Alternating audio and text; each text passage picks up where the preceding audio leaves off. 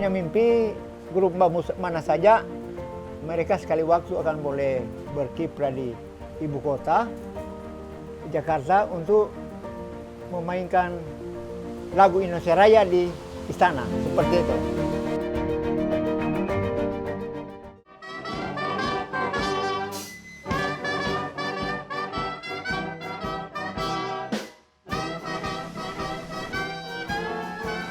Nama saya Agustinus Sasundo. Saya dilahirkan di tahun 50, yang jelas sampai sekarang sudah 72 tahun, lebih sedikit. Kalau aktivitas seharian, saya juga di samping seniman, saya adalah seorang petani yang suka-suka berkebun. Jadi waktu senggang saya harus ke kebun, baru ada kesempatan yang sangat bagus, saya harus menekuni pembuatan alat musik bambu. Jadi akhir-akhir ini saya membuat suling. Nanti ada pengembangannya, suling ini adalah suling melodi. Nah, ini melodi.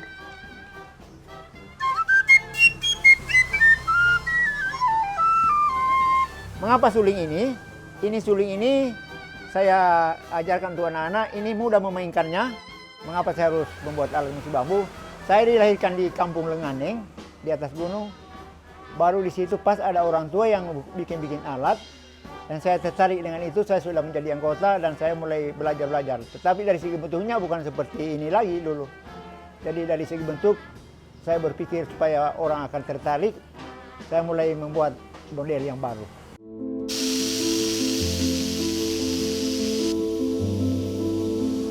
Kalau untuk membuat alat musik bambu, di Kabupaten Sangir ini kan ada sekian jenis-jenis bambu. Yang akhir ini kita bikin ini adalah bambu, bahasa bakunya bambu tutul. Ini adalah bambu tutul, ke bahasa Indonesia tutul. Mengapa dikatakan tutul? Karena coraknya seperti tutul. Tapi kalau orang Sangir bilang ini musik kalaeng, bambu kalaeng. Nah, mengapa saya bikin dari kalaeng? Karena beberapa pemilihan dia menarik dari kembangnya sehingga orang akan tertarik dengan kembangnya. Begitu kembangnya menarik perhatian, kemudian dia punya alat harus ditalas sedemikian rupa sehingga dia bunyinya orang dengar akan tertarik. Kalau jenis ini untuk pengiring, kalau untuk suling, melodinya adalah orang bilang buro, bambu buro. Kalau orang Sangir bilang buro.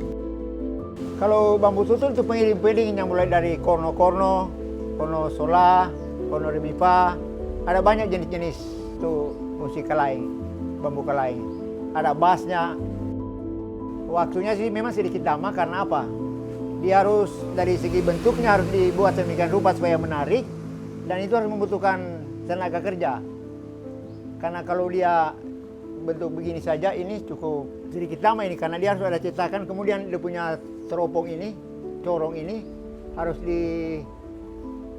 yang jelas ini dipotong-potong kecil-kecil baru dipadukan lagi. Nah, dari segi bentuknya harus seperti itu, menarik. Kemudian satu hal yang sangat penting juga adalah penalaannya. Bentuknya menarik tapi kalau penalaannya kurang tepat, tidak didukung oleh itu ya.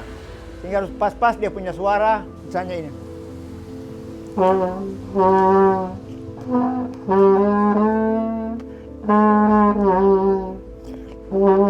Ini adalah korno G.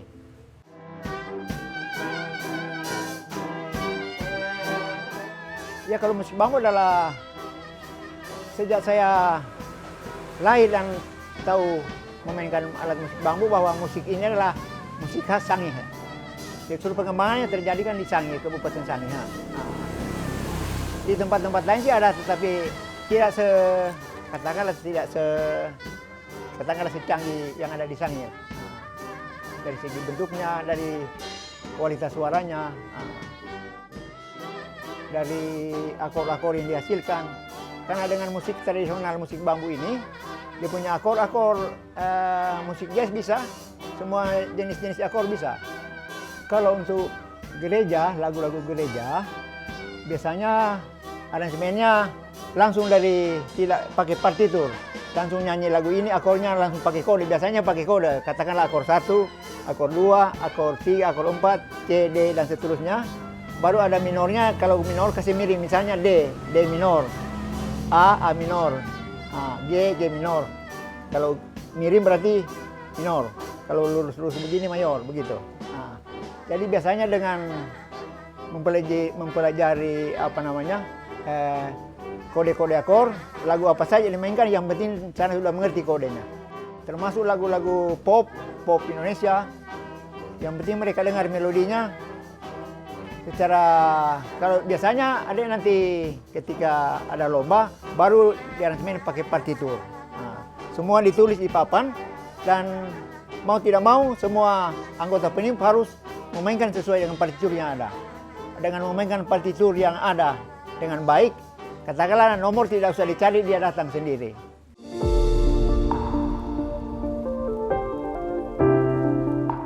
Di sekolah-sekolah sekarang dunia kesenian, mata pelajaran kesenian paling pinggir, paling di bawah dari segi teori. Sehingga banyak saudara-saudara anak-anak yang tidak bisa membaca notasi. Jadi saya pernah ada pertemuan kemarin itu waktu ada saudara-saudara seniman dari Provinsi Sulawesi Utara. Saya katakan sebaiknya dari saudara-saudara semua, bapak-bapak semua yang dari Sulawesi Utara ini, tim kesenian Sulawesi Utara, untuk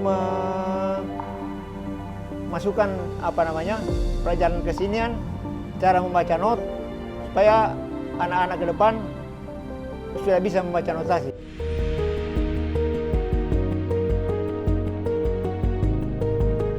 Tahun 1972, saya sudah ada grup sendiri. Saya sudah mengaransemen sendiri. Ini grup ini Nanek Dakile namanya, ada di pulau sana, di pulau yang sebelah itu, ada pulau di sebelah. Itu Nanek Dakile. Yang anggota musiknya adalah 90 sekian persen buta huruf. Luar biasa itu pergumulan saya waktu melatih di sana. Dan saya saksikan sendiri, sudah ada sudah ada yang melatih di sana, sudah ada yang bisa membuat alat memperbaiki yang rusak, sudah ada. Ada juga orang punya pelatih yang namanya karena sudah meninggal, ada Pak Manoi dan Pak Kesenisina. Mereka memang putra sangir yang punya kemampuan di dunia musik. Jadi saya menggali ilmu harmoni dari mereka itu semua. Kemudian saya sudah bikin alat di Nanek Dakile, dan orang sudah mendengar saya bahwa saya pembuat alat, dan mereka sudah berluyung-luyung untuk panggil saya untuk membuat alat mereka.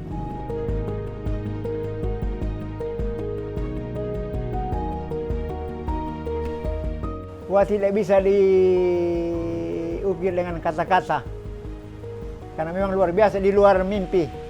Sama yang bermimpi saya terima penganugeraan itu, di luar pemikiran, di luar, ya sangat luar biasa pada waktu itu.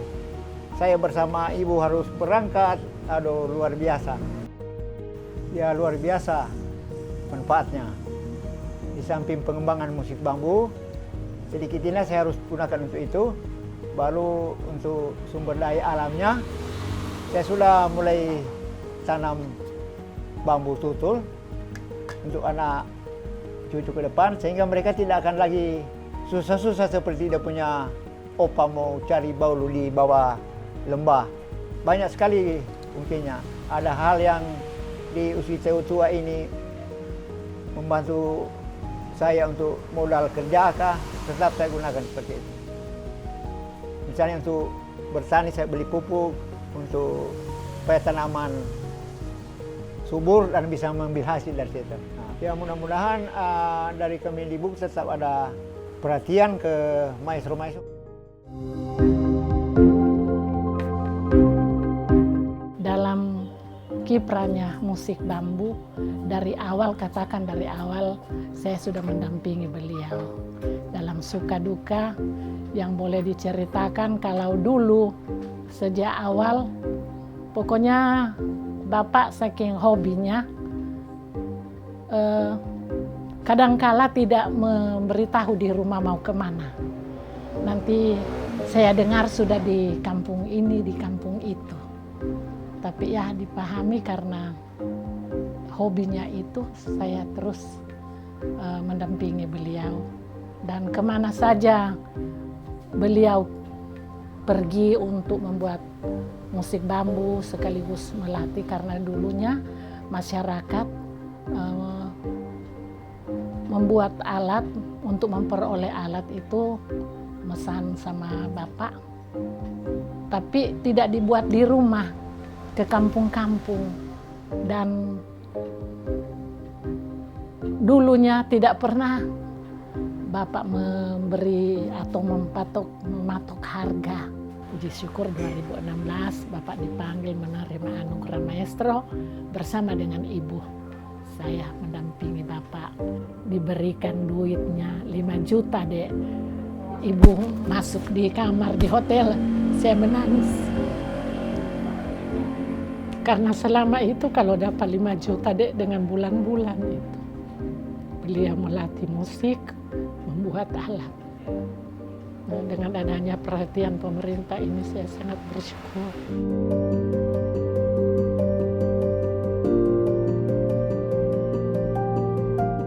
Dalam setiap aktivitas kami itu selalu hadir, kami itu selalu ada. Apalagi adik kami yang kedua, karena dia seorang laki-laki, jadi kemanapun bapak pergi untuk mengajar atau untuk melatih salah satu tim atau timnya sendiri, grupnya sendiri, anak yang kedua, adik kami ini, diselang dia sudah mengetahui tentang musik bambu itu selalu ada bersama bapak, hingga dengan berjalannya waktu apa yang dilakoni oleh bapak ini dilakoni juga oleh anak yang kedua ini, adik kami, hingga saat ini pun dia sudah punya grup sendiri, sudah bisa melatih, bisa membuat, bisa menyetem, bisa aransemen lagu apapun yang nantinya dimainkan. Satu hal yang jadi kebanggaan dan jadi satu dasar bagi kami bahwa seni itu adalah hidupnya bapak. Di tahun 2011 ini Bapak mengalami musibah, Bapak kena stroke ringan. Di saat kondisi Bapak masih sakit, itu ada panggilan dari Provinsi Papua untuk main musik melati di sana. Ibu mengizinkan walaupun dengan keadaan Bapak seperti itu, dan praise to the Lord, puji Tuhan, Bapaknya justru dengan keadaan ini pergi kembali sehat. Bahwa memang benar-benar bahwa dunia musik itu, dunia seni adalah dunianya Bapak, hidupnya Bapak.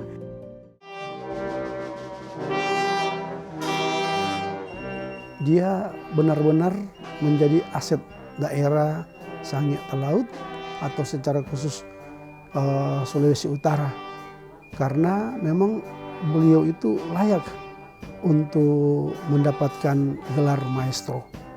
Karena dari karyanya kita menikmati bagaimana perubahan dari musik bambu itu, bambu melulu kalau di sini kenal, itu dari sejak saya lihat tahun 1976 sampai sekarang itu ada beberapa perubahan yang dia lakukan. Dedikasi dari Pak Maestro ini dengan kerjasama Dinas Pendidikan dan Kebudayaan membuatlah pagelaran massal sebanyak kurang lebih 250 atau 450 orang itu dengan memainkan alat musik ini, suling secara khusus. Jadi itu proses-proses yang dilakukan dan ada sebuah kemajuan karena dulunya dalam sebuah grup musik ini, karena ini kan orkes musik ini, musik bambu, itu sekarang sudah paling banyak anak muda dan juga sudah banyak anak muda yang menjadi arranger dan menjadi konduktor dalam sebuah pementasan itu. Malah ada juga sudah anak-anak yang muda yang udah belajar cara membuat alat musik ini. Di antaranya yang diperkasai oleh Maestro Agustinus Sassondo. Saya belajar dari Pak Agustinus Sassondo dari tahun 90-an sampai sekarang masih tetap aktif, eksis dalam dunia musik dan juga pembuatan musik bambu. Sampai ke jenjang sekarang saya juga sudah punya teman untuk saya ajarkan pembuatan musik bambu. Jadi sekitaran 10 orang sampai sekarang juga aktif. Saya punya pesanan untuk anak-anak muda, generasi muda. Cintailah budaya yang ada di trompet daerah dan bisa dikembangkan. Tekunilah apa yang sudah Opa latih sama anak-anak semua. Dan mudah-mudahan akan jadi maestro baru lagi ke depan demi pengembangan budaya yang ada di Kabupaten Sangihe. Dan sekaligus saya harus mengirimkan apresiasi yang luar biasa kepada Kemendikbud.